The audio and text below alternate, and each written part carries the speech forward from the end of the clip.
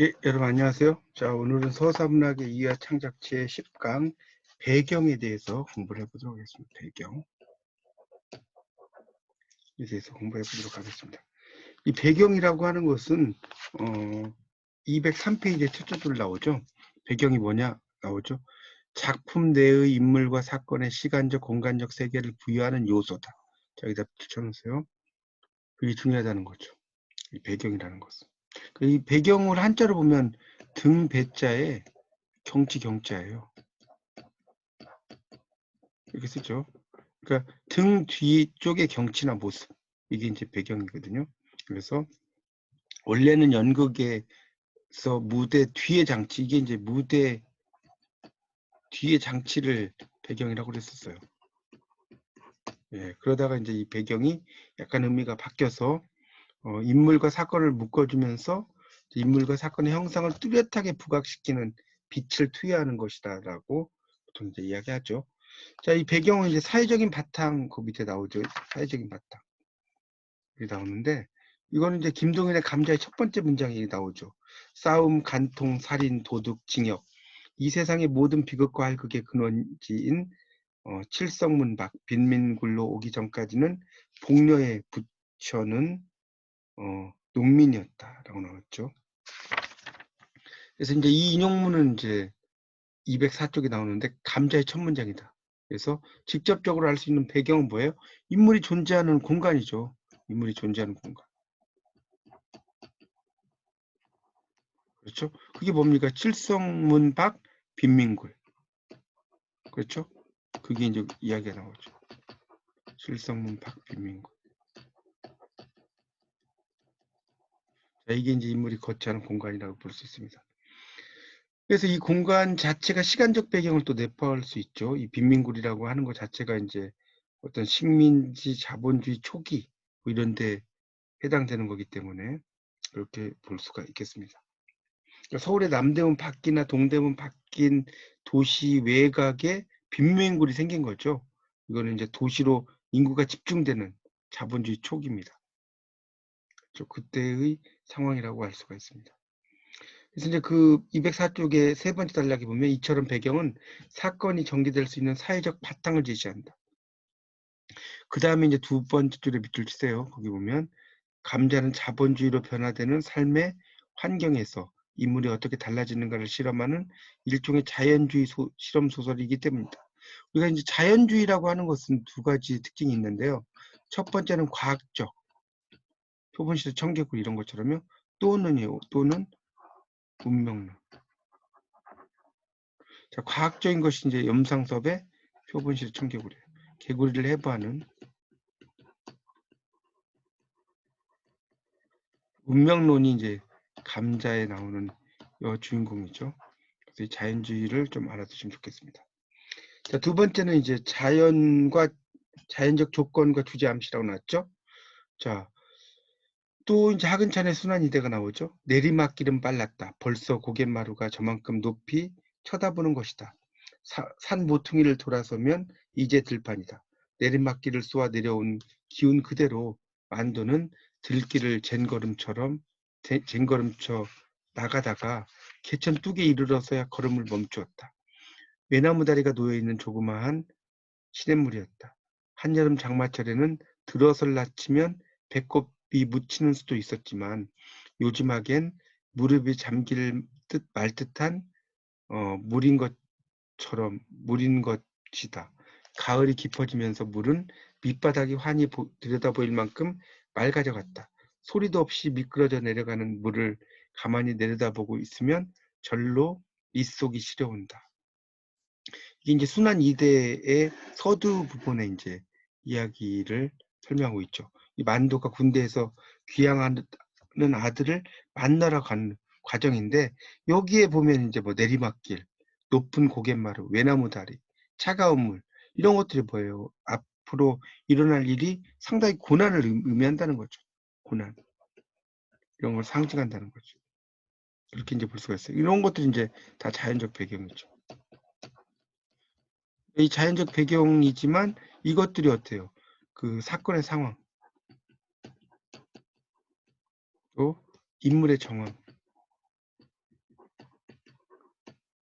자, 이런 것에 대해서 알려준다는 거예요. 자, 인물의 상황과 내면 제시에 보면 이호석의 메밀꽃 필 무렵의 앞부분에 나오죠. 여름장이라는 애시당초에 글러서 해는 아직 중천에 있건만 장파는 벌써 쓸쓸하고 더운 햇발이 버려놓은 전 휘장 밑으로 둥줄기를 훅훅 볶는다. 마을 사람들은 거지반 돌아간 뒤요 팔리지 못한 나무꾼패가 길거리에 공식거리고들 있으나 소규병이나 받고 고깃말이나 사면 족할 이 축들을 바라고 언제까지든지 버티고 있을 법은 없다. 춥춥스럽게 날아드는 파리떼도 장난꾼 각다기들도 귀치 않다.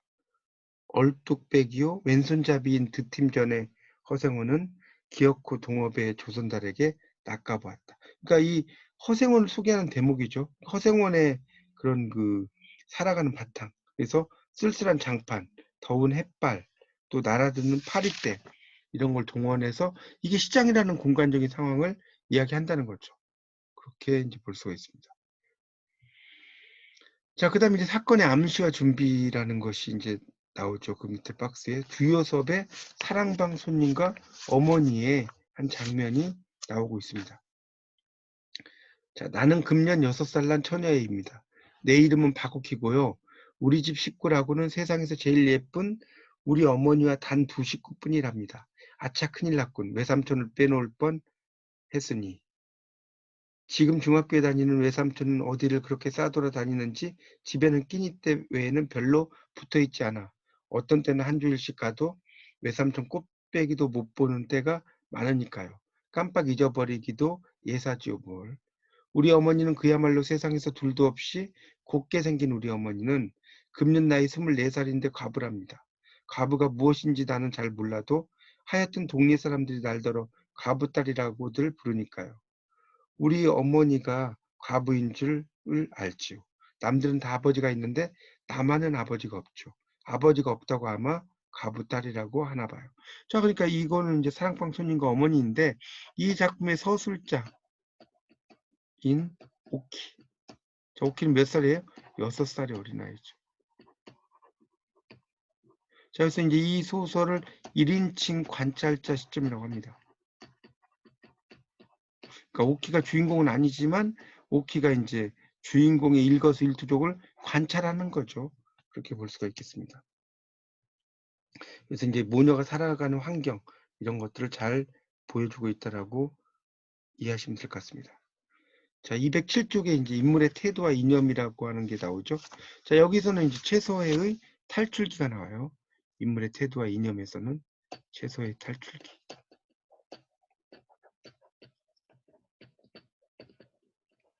그래서 김군, 내가 고향을 떠난 것은 5년 전이다. 이것은 군도 아는 사실이다. 나는 그때 어머니와 아내를 데리고 떠났다. 내가 고향을 떠나 간도로 간 것은 너무도 절박한 생활에 시들은 몸에 새 힘을 얻을까 하여 새 희망을 품고 새 세계를 동경하여 떠난 것도 군이 아는 사실이다. 이게 나왔죠.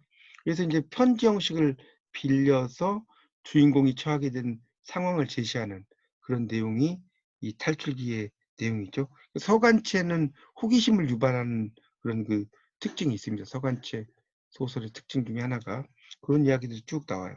배경이 인물의 207쪽의 그 5번 박스에서 두 단락 내려가서 거기 밑줄 치세요.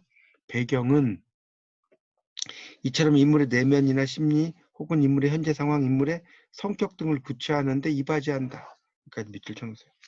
자, 그다음에 이제 배경과 사건의 이제 구체화라는 게 있어요. 그러니까 배경과 사건이 있는데 당연히 시간적, 공간적 배경이 없이는 사건이 발생할 수가 없죠.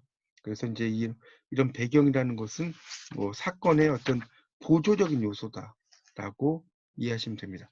그래서 이제 토끼와 거북이가 208쪽에 나오는데 거기에 보면 이제 어른이 아이들에게 우화를 이야기할 때는 사건만 이야기하죠. 스토리는 다 아시죠? 토끼와 거북이가 달리기 시합을 했다. 처음에 토끼가 신나게 달려서 한참을 앞서갔다. 거북이는 저만큼 떨어져서 엉금엉금 기어오르고 있었다. 토끼는 낮잠을 좀 즐기다가 가도 충분하겠다고 생각했다. 토끼가 잠을 자는 동안에는 거북이는 땀을 뻘뻘 흘리며 열심히 달렸다. 토끼가 잠에서 깨었을 때 거북이는 이미 결승점에 다 이르렀다. 이 나오죠. 너무 당연한 이야기죠. 이 이야기는 열심히 그 뭔가를 노력을 하면 자가 성공한다. 영어로 말하면 이런 말 있죠. 슬로우 앤 스테디. 느리지만 꾸준히 한다는 것은 wins the race. 경주에서 이긴다. 우리말로 이제 이걸 이제 그 번역을 할 때에는 뭡니까? 느릿느릿 걸어도 황소걸음.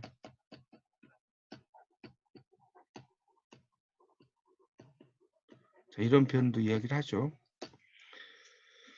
209쪽을 이제 보시면 거기에 또 이제 설명 있죠. 거기에 보면 어느 여름날이었어요. 햇볕이 뜨겁게 내리쬐는 한낮에 심심해하던 토끼가 거북이를 만났어요. 거북이는 뜨거운 땅을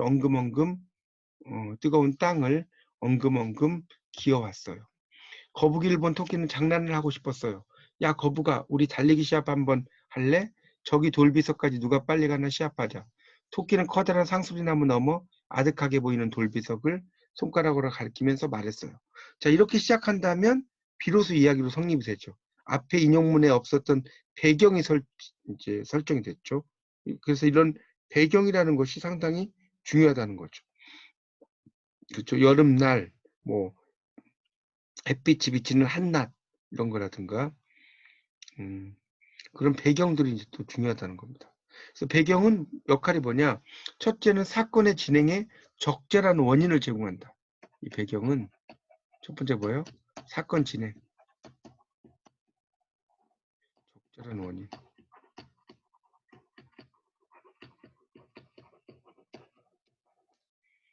수 있죠. 자, 거기 이호석의 메밀꽃 필 무렵의 한 부분이 또 나옵니다. 거기 보면 대학까지는 80리의 밤길, 고개를 둘이나 넘고 개울을 하나 건너고 벌판과 산길을 걸어야 된다. 길은 지금 긴 산허리에 걸려 있다. 209쪽을 보십시오. 밤중을 지난 무렵인지 죽은 듯이 고요한 속에서 짐승 같은 달의 숨소리가 손에 잡힐 듯이 들리며 콩포기와 옥수수 잎새가 한층 달에 푸르게 젖었다. 산허리는 온통 메밀밭이어서 피기 시작한 꽃이 소금을 뿌린 듯이 흐뭇한 달빛에 숨이 막힐 지경이다.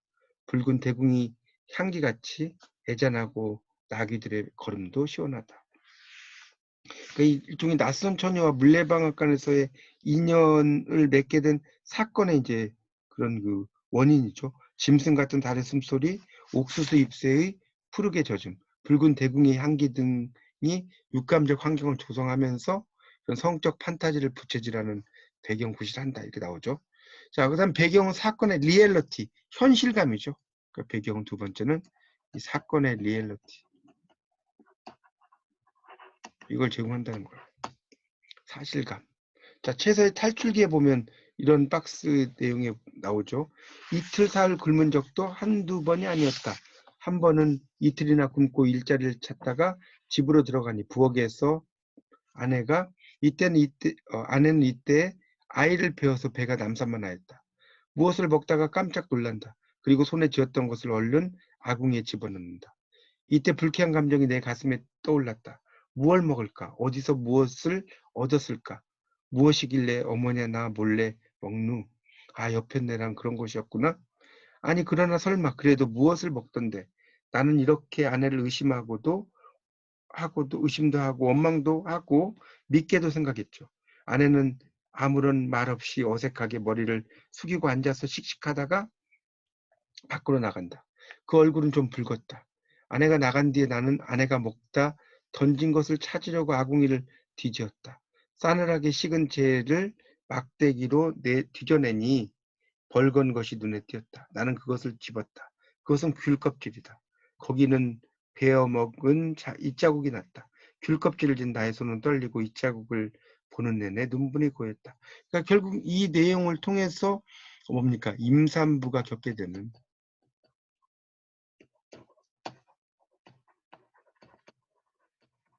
뼈저린 생활, 이걸 이야기한다고 볼 수 있죠.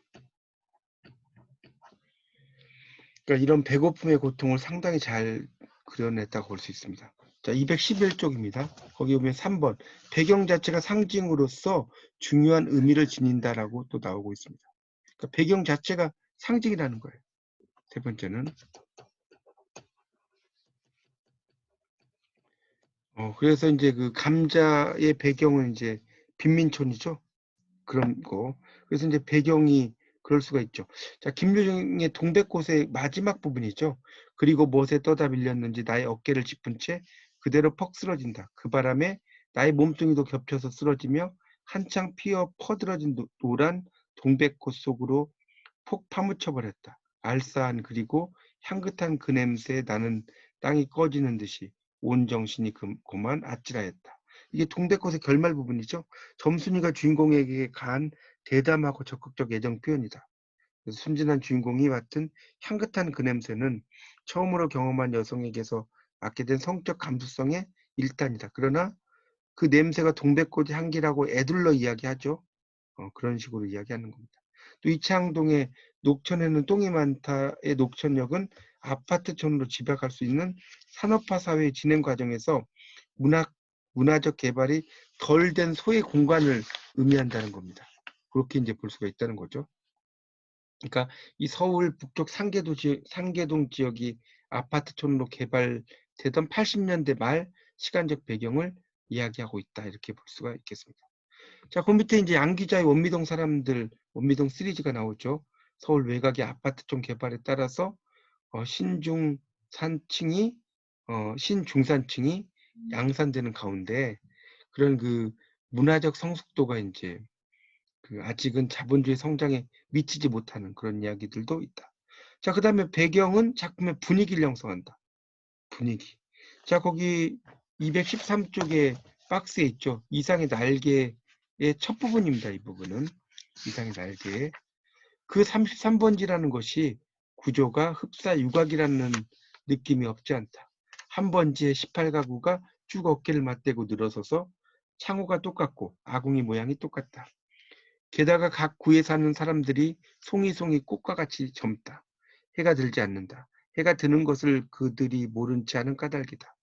턱살 밑에다 철줄을 매고 얼룩진 이부자리를 널어 말린다는 핑계로 미닫이에 해가 드는 것을 막아버린다. 침침한 방에서 낮잠들을 잔다. 그들은 밤에는 잠을 자지 않나? 알 수 없다. 나는 밤이나 낮이나 잠만 자느라고 그런 것을 알 길이 없다. 33번지 18가구의 낮은 참 조용하다. 자, 그러니까 이 이상의 날개를 이야기하는데 이 이상의 날개 이 부분은 뭡니까? 일종의 작품의 분위기가 어떻습니까? 되게 우울함이죠. 우울함을 알 수가 있다는 거죠. 그래서 이 날개의 이제 서두 부분을 이야기를 하면서 우울함. 자, 그 다음에 이제 시간과 공간을 그 다음에 보면 시간과 공간을 본다면 우리가 이제 시간적 배경과 공간적 배경이 있겠죠. 시간적 배경은 역사성과 관련이 있다라고 볼 수가 있겠고요. 이 공간적 배경은 시대성과 관련이 있습니다. 이렇게 이해할 수 있겠습니다. 그 정도 이해하시면 될 것 같아요.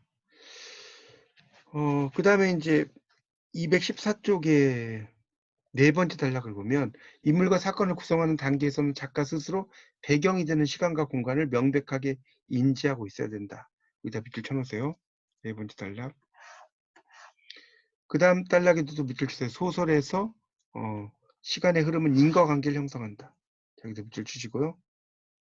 그게 이제 또 중요하죠. 자, 그 다음에 이제 마지막 단락이면 공간이 나오죠. 공간. 이 공간은 삶의 조건을 구성한다. 이 공간은 외부에 놓여진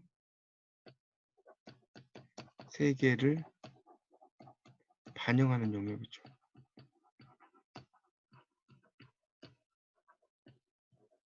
이렇게 볼 수가 있겠죠. 그래서 이제 그 인물이 고요한 산속에서 살고 있던 대도시 아파트에 있던 이 공간이라는 게 이제 상당히 중요한 삶의 외적인 조건이다라는 내용이 되겠습니다. 자, 215쪽에 이제 보시면 거기 두 번째 단락에서 둘째 줄부터 보십시오. 거기 보면 그래서 이제 창작 과정에서 볼 때 스토리 단계에서는 직접적인 시간, 공간이 중요하지만 서술된 서사에서는 시간과 공간이 결합하여 환경으로서의 의미를 배태한다. 그러니까 베테라는 것은 이제 그런 것들을 만든다 이런 뜻이겠죠. 그런 이야기입니다. 그래서 이제 흥부전에서 놀부는 형, 부자, 남을 지배하는 자 이게 등장을 하죠. 또 흥부는 어때요? 동생, 가난한 자, 고통받는 자 이런 식으로 이야기를 하죠. 그래서 그것을 참 이해를 하시면 될 것 같고요. 그런 내용들을 밑에 있는 건 이제 읽어보시면 될 것 같고요.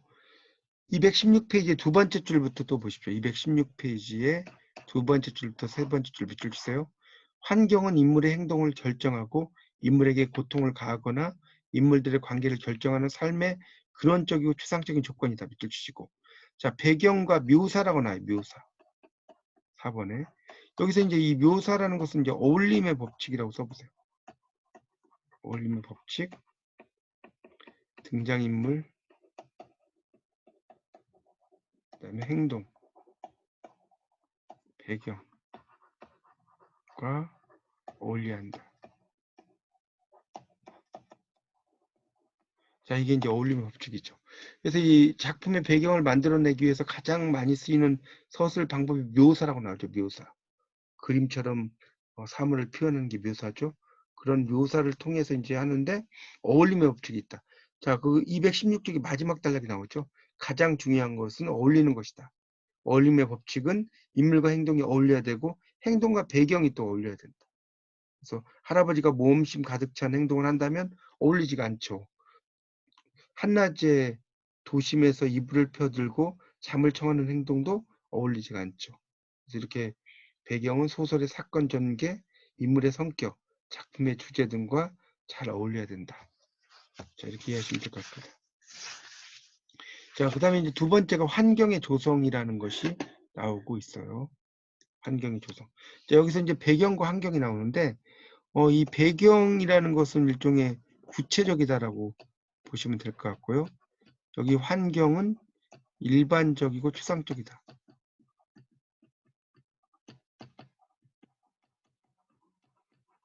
볼 수가 있죠. 그런 차이들을 알아주세요.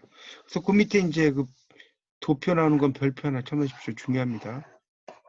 그래서 작품 배경 환경 있죠. 예를 들어서 감자를 보면 배경은 1920년대 초기 칠성문박 빈민굴, 환경은 식민지 초기 자본주의 사회를 볼 수 있죠. 그러니까 이 배경이 좀 더 구체적이죠. 환경은 일반적 추상적이죠. 순환이대 6.25 직후 시골 마을 이렇게 나왔죠. 환경 식민 상태에서 전쟁으로 이어지는 민족 순환기. 메밀꽃 필 무렵 배경은 여름날 밤 봉평장 산길. 환경은 무의미하게 반복되는 장돌뱅이들의 삶. 탈출기 배경은 1920년대 간도. 환경은 식민지 자본주의의 부조리한 현실. 자, 사랑방 손님과 어머니의 배경은 시간적 배경은 특별한 설정이 없고요. 오키의 집이죠. 공간적 배경. 자, 환경은 순수하고 도덕적인 삶. 자, 이렇게 나눌 수가 있다는 겁니다. 자, 그 다음에 환경과 상황의 전형성이라고 하는 게 밑에 2번에 나오죠. 여기도 별표 쳐놓으세요. 자, 이것도 아주 중요한데 이건 큰 틀만 보면 됩니다. 첫 번째는 상황은 특수성을 지녀야 된다 이렇게 나왔죠. 특수성. 자, 218페이지예요. 자, 특수성 동그라미. 자, 둘째 보편적 사회성을 지녀야 한다. 자, 보편적 사회성 동그라미. 보편적 사회성. 3번은 뭐예요? 구체성이죠. 구체적이어야 된다는 거죠. 그래서 이제 그런 내용들이 구체성을 가져야 된다는 겁니다. 그런 그 시간적 배경 같은 경우도 이제 중요하고, 그래서 이제 그 219쪽으로 넘어가시면 219쪽입니다. 자, 219쪽에서는 뭡니까? 지금 그 위에 작품들 그 밑에서 두 번째 단락을 보시면요. 위의 작품들 중에서 상황의 전형성이 가장 살아있는 작품은 탈출기, 순환 이대다. 이들 작품은 특수성과 보편성, 구체성을 어느 정도 지니면서 부지런 이래도 삶이 보장되지 않는 고통, 이런 게 보편성이라는 거죠. 그러니까 지금 탈출기, 순환 이대가 그렇다는 거예요. 순환 이대에서도 어때요? 두 부자의 신체 훼손은 특수성이고 민족의 고난사의 연유함은 보편성이다. 써놨죠. 그런 것들을 잘 이해하시면 되겠고요. 자, 환경의 여러 종류가 이제 그 다음에 나옵니다. 환경의 종류. 그래서 이제 환경의 종류에는 크게 이제 자연적 환경 220쪽 보세요. 자연적 환경 말 그대로 자연을 이야기하는 거죠. 환경이라는 것은 자연적 환경. 자, 김동률 항토기에 나오는 부분을 보시면요. 솔개제에서 금오산 쪽으로 뻗쳐내리는 두 산맥이다. 등성이를 벌거벗은 채 심리 시오리 식을 하나는 서북 또 하나는 동북으로 뛰어내려와서는 거기 황토골이란 조그만 골짝 하나를 낳은 것뿐으로 그 앞을 흘러가는 냇물을 바라보며 동네 늙은이들의 입으로 전하는 상룡 또는 상룡의 전설을 이룬 그 지리적 결구는 여기서 끝을 맺는 것이다. 그러니까 황토기 서두 부분인데 이 작품이 이제 전설의 기반을 두고 두 장사의 갈등을 이야기하는데 이 중요한 것은 이제 갈등 자체가 아니라 뻗어내리는 두 산맥의 자연적 환경에 밀착된 향토적 정서 이런 것을 이제 먼저 쭉 설명을 하고 있죠. 그러니까 그런 향토적인 특성에 따라서 이제 사람의 어떤 성격이라든가 이런 것들이 많이 나눠진다는 거. 그러니까 결국은 221쪽의 세 번째 줄에 밑줄 치세요. 자연적 환경을 중심으로 삼을 때에는 자연적 환경이나 환경 현상이나 조건이 어떤 맥락에서 인물의 변화에 중요한 계기가 되는지를 봐라. 자, 그 다음에 2번이 뭡니까? 정치적 환경이죠. 정치적 환경. 자, 이런 경우는 이제 뭐 최인훈의 조선 총독부 또는 복거일의 비명을 찾았어. 이런 것들이 이제 일본 제국주의의 조선시대 지배라는 어떤 정치적인 상황을 잘 그려냈다는 겁니다. 자, 경제적인 환경 같은 경우는 이제 감자 같은 경우가 이제 대표적인 경제적인 환경이죠. 그렇죠. 그런 그 빈민촌 또 자본주의 성장 뭐 이런 거와 관련 있는 거니까. 그다음에 사회적 환경이 이제 네 번째죠. 사회 가정적 환경. 사회 가정적 환경. 이거 뭡니까? 그러니까 사회적 환경이라고 하는 것은 222쪽에 나와요. 경제적 환경보다 더 종합적이고 포괄적이다. 정치와 경제가 사회를 이루는 요인들이기도 하다. 이런 말 나오죠. 내용을 쭉 밑에를 읽어보시고요. 자, 그 다음에 정치 창작 과정과 환경, 창작 과정과 환경을 보시면 이 환경의 이제 구성의 여러 요소들이 이제 쭉 나오고 있어. 환경 구성의 여러 요소. 첫 번째가 이제 환경 구성의 여러 요소들이 쭉 나옵니다. 그러니까 환경을 이제 그에 대해서 요소는 이야기했는데 이 순환 이대 같은 경우는 이제 하근찬의 작품에서 보면 기차 안에서 본 여러 상위 군인 유럽의 신기루 장수에 대한 이야기가 착상이 계기가 됐다고 말씀을 드렸죠. 그런 것들을 또 중요하고요. 자, 그래서 거기에서 어떤 재료를 이제 얻는 거죠. 재료를 얻죠. 그게 뭐예요? 진수부자죠. 그걸 이제 얻은 거죠. 그걸 통해서.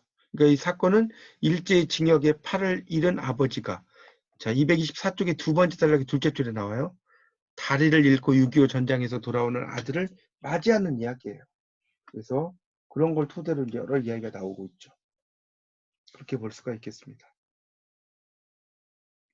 자, 그래서 이제 오른쪽에 그 225쪽에 도표가 나오죠.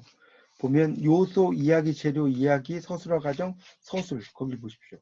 그러니까 생산의 주체, 실제 작가와 서술자 그거 나오죠. 225쪽입니다. 여러분 교재. 자, 그러니까 이제 생산의 주체에 보면 여기 보면 생산 주체가 있다. 생산 주체가 있어요. 그 생산 주체가 뭐예요? 인물, 사건, 배경이죠. 소설 구성의 3요소죠. 그 이야기, 재료, 이야기가 나왔죠? 실제 작가. 그 다음에 서술자가 나옵니다. 그래서 이 실제 작가는 그 인물에 보면 상위 군인, 전쟁에 희생당한 부자죠. 또 이야기로 보면 민족사의 희생자인 두 부자.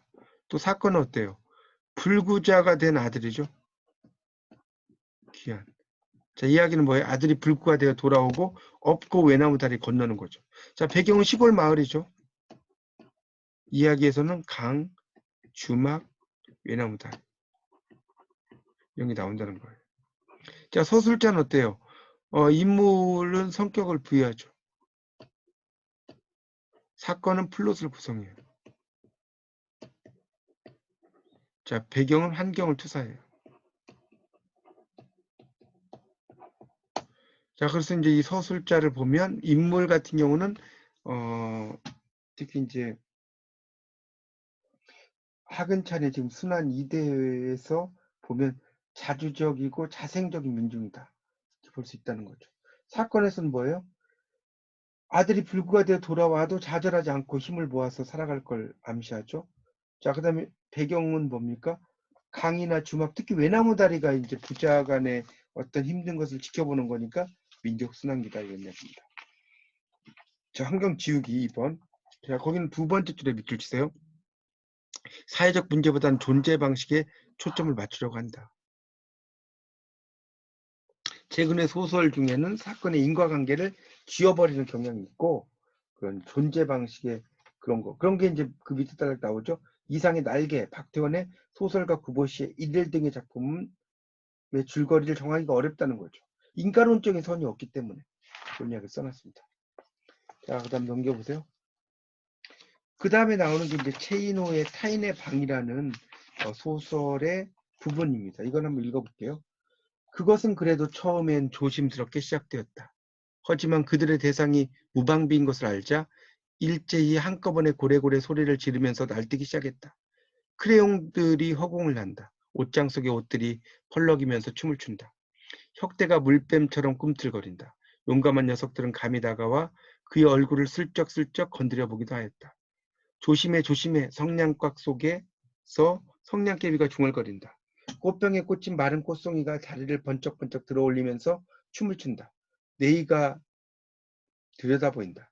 벽이 서서히 다가와서 눈을 두어 번 꿈쩍거리다가는 천천히 물러서곤 했다.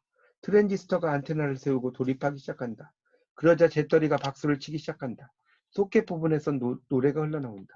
낙숫물이 신기해서 신을 받쳐들던 어릴 때의 기억처럼 그는 자그마한 우산을 펴고 환처럼 황홀한 그의 우주 속으로 뛰어든 셈이었다. 그는 공범자가 되고 싶은 욕망을 느낀다. 이게 이제 타인의 방에서 나온 건데 환상이죠, 환상. 그러니까 그런 그 환상이라는 게 일상에서 만나는 그런 그 환상을 이야기한다는 거죠. 그러니까 정상적인 현상은 아니죠. 그래서 아파트 방에 들어가지만 방이 자기를 거부하는 경험이에요. 모든 게 낯설고 뒤집혀져 있고 이런 이야기를 쭉 써놓은 겁니다. 그렇게 보시면 될 것 같아요. 그래서 이제 227쪽의 두 번째 단락에 보면 타인의 방에서는 배경이 전경화. 자, 전경화라는 것은 이제 앞부분에 전면에 나타난다는 거죠. 두 번째 단락. 자, 거기 보면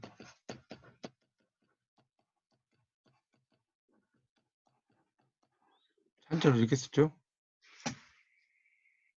그래서 이제 그런 그 타인의 방에서는 배경이 전경화가 되는데 시간은 정지돼 버리고 공간만 두드러져요.